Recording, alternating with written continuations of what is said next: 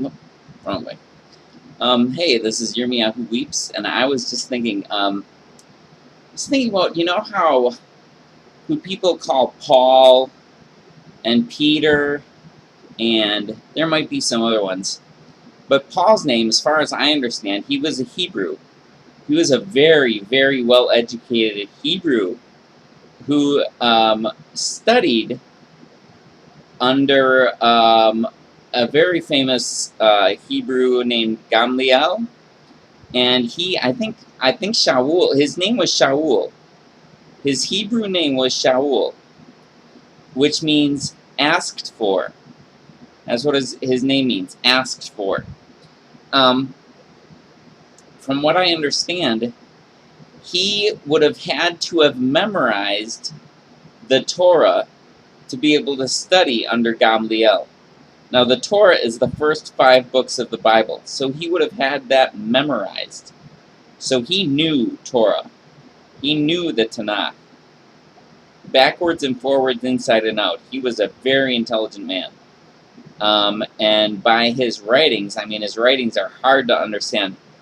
Who people call Peter, his Hebrew name, I think, was probably Ehben. Ehben means rock in Hebrew. Now, he's called Simon Peter. Simon in Hebrew would have been Shimon. I can't remember what Shimon means. I've got it written down somewhere, but I'm not going to look that up. But anyways, you hear about Peter. Oh, and Peter, from what I understand, he was probably around 20 years old, because Yeshua, who people commonly call Jesus, Yeshua was probably around 28 or 30. And he was a teacher, and he had students, and his students were probably teenagers. So his students, his disciples, were probably between the age of, like, say, 13 or 14 and 20. That's how old they probably were, from what I found. And Ehben, Peter, who people call Peter, Ehben, he was the oldest. So Shimon, Ehben, he got renamed Ehben by Yeshua. He was probably the oldest, and he was probably around 20. So when you see the students asking questions like they don't know what's going on, or they're getting scared or whatever, well, they were teenagers, probably. So I think that explains a lot. They weren't just complete dolts. They weren't just disbelievers, clueless, or something like that. They were teenagers learning. So anyways, back to my point. With who people call Paul and Peter, Sha'ul and Ehben, these guys get very elevated. I don't know if you found that. When I was growing up as a Christian, and throughout the years that I was a Christian, they were very elevated. They were like high up, and me being a common person was very low. In fact, I was kind of not very I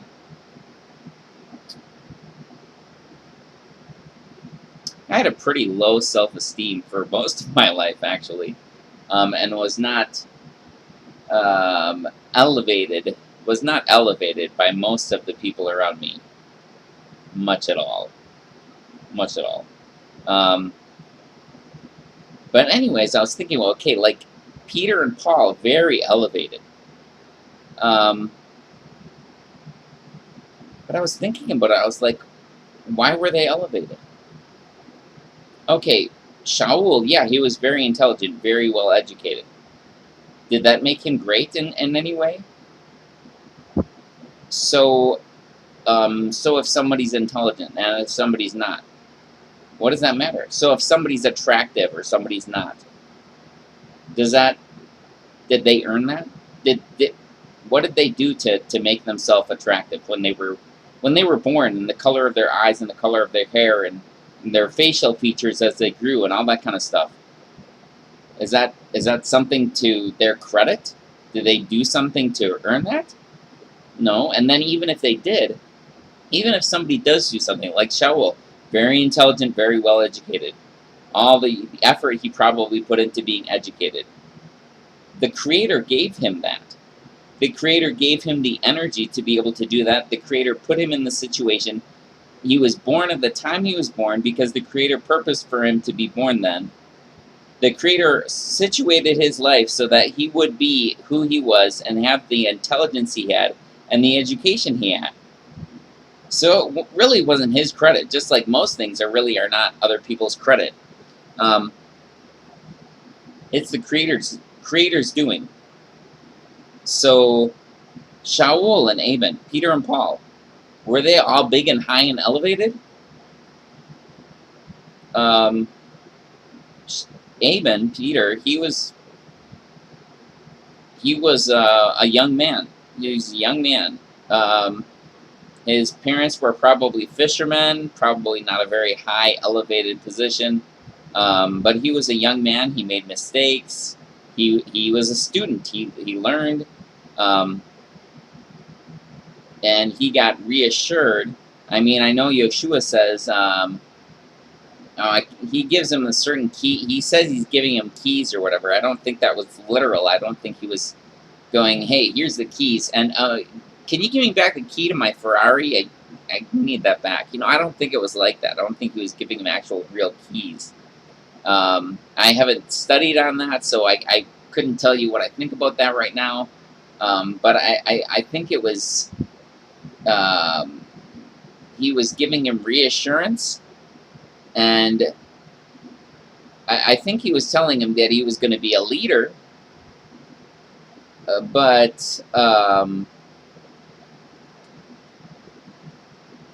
So he's a leader. With my understanding, with what Yeshua said, with what Yeshua taught that Yahweh was teaching, was that the low, that Yahweh elevates the low. Yahweh elevates the humble, basically the non-proud, those who don't think they're all that. That's who he elevates. Yahweh looks out for the ones who are low and taken advantage of and put down and may not see themselves as all that. They don't think they're all that great, and they have issues at work. Dog, what are you doing? Sorry, hold on. Sweet. Sorry. Yeah. So Ehben and Sha'ul, Peter and Paul, they were just men. I'm a man. They were just men. You're a man or a woman. And you're a human being, and that's all they were. They were human beings who Yahweh decided to do something through. And that's all there was to it. So I was thinking about it. I was like, you know what? I'm not less than those guys. Ehben and Sha'ul, Peter and Paul, I'm not less than them. They're not greater than me. They wrote scripture. But they're not greater than me. I'm not less than them. You're not less than them. You're a child of the Most High, who has a life that Yahweh purposed for it to be that way. That Yahweh planned how you were going to live and what your life was going to consist of. Everything that happens in your life, Yahweh has purposed outside of time. I was trying to think of something I just thought of. Yeah, well, I'll just go into the good news really quick. What people call the gospel, even though they have a different gospel, but the Creator purposed all of humanity and everyone's lives before time began. Outside of time, I guess, is a better way to say it, because there is no before if there's not time. So outside of time, purposed everybody's lives. He purposed for Adam and Hawa, people call Adam and Eve, to eat from a certain tree that they were not supposed to. He said, you're going to have these difficulties because this has happened, but all is not lost. A Redeemer is going to come from you. One of your children, descendants, is going to be the Redeemer that's going to save you and save everybody else also. So it's not a hopeless situation. So then they have children. Those have children, more and more children, grandchildren, great-grandchildren, great-great-great-great-grandchildren, all that humanity grows. And eventually, Yeshua comes along. Yeshua is born. Joseph and Miriam, Joseph and Mary have sex. Mary gives birth to Yeshua. Yeshua is especially gifted by Yahweh to always be faithful to Torah, even when he's tempted and tested. He's still faithful to Torah, and he pays the price for humanity's errors, all of humanity's errors. And all of humanity's errors go back to eating from that tree. So Yeshua is paying the price for all of the errors that have ever been by dying. And then he rises again. So it's not hopeless that he's just dying and paying the price. No, since he was so faithful to Torah and Yahweh, he gets risen again. He comes to life again. And then that's basically what's going to happen with everybody else. Every single person is going to die, and every single person is going to come to life again. And as I think as Sha'ul says, each in their own order. So there's basically there's like a batches. Like Yeshua's the first fruit. He's the firstborn from the dead, the firstborn. Then there's a smaller group that Yahweh has to be under Yeshua, dedicated to Yeshua and to Yahweh. And then I'm not sure if there's another group under that, and then everybody else, or just everybody else. But like it says, when Yeshua comes back, he's going to rule and clean up the earth, basically, and get it ready for Yahweh for 1,000 years. When the 1,000 years are over, after that happens, everybody else comes back to life. And Yahweh, when it says that Yahweh judges them, what that means, what judgment means, is he is going to do what needs to happen to bring them to the optimal good. That's judgment. That's Yahweh's judgment. Bringing people to the optimal good. So basically getting them purified, getting them all cleaned up, making it so everything is really good. Like better than good. Like really, really, really good. And that's what's going to happen for everyone. Because the lake of fire is purification. Lake of fire and sulfur. Sulfur is a purifying agent. Fire is commonly talked about as something that purifies. Lost a little bit of my light.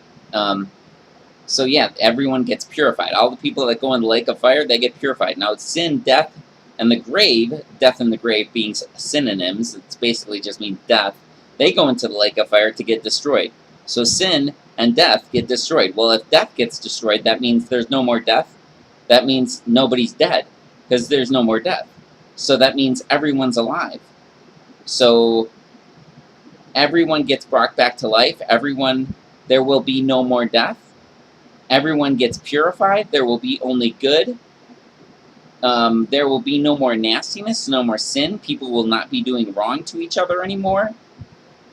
Everybody will be alive.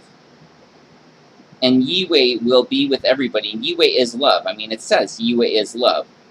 So, love personified will be with everybody, looking out for everybody, making sure everybody's good, and loving on everybody. So, love personified is going to love. The one who created you is love personified, and that's who is going to love on you. And you're never going to die after you wake up again. And so that was his plan. His plan is for Yeshua to take the error for everyone. So, since Yeshua took the error for everyone, then when everyone dies, everyone's going to come back to life again. Everyone's going to get, some people are getting purified now, and some people are going to get purified later. So everybody's going to get purified. Everybody's going to get cleaned up. And everybody is going to have life that we have no conception of. It's so much better than anything that we know of, anything that we've ever experienced. It's so far superior. And that's what's awaiting everyone. Everyone. So, Peter and Paul, you're not less than them. I'm not less than them. You're a child of the Most High. Wherever He has you, at whatever point He has you, you're a child of the Most High. You are priceless beyond measure. There is no replacing you. It's like you're His only child, except it's like that with everybody, because He loves, I mean, He has that much love, that He just like love. But you're irreplaceable. You're, I don't even have the words. You're so valuable to Him, to reality. I mean, really, you are.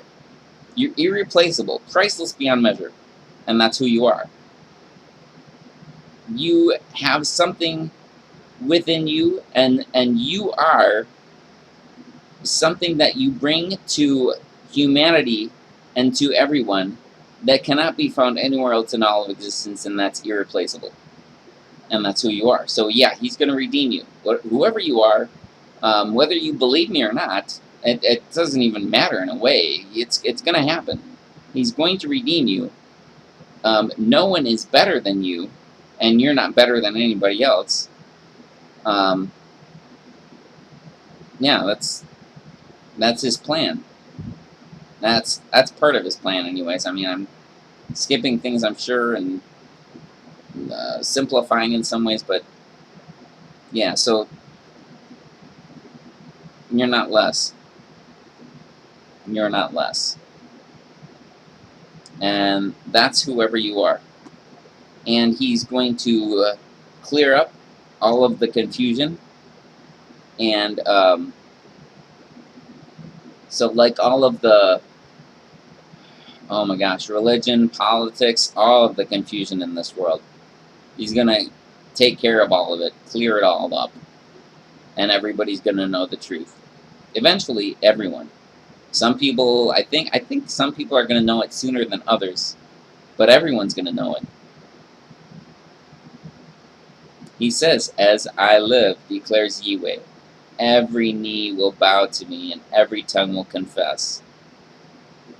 And He is love, so everyone is going to bow and confess in love.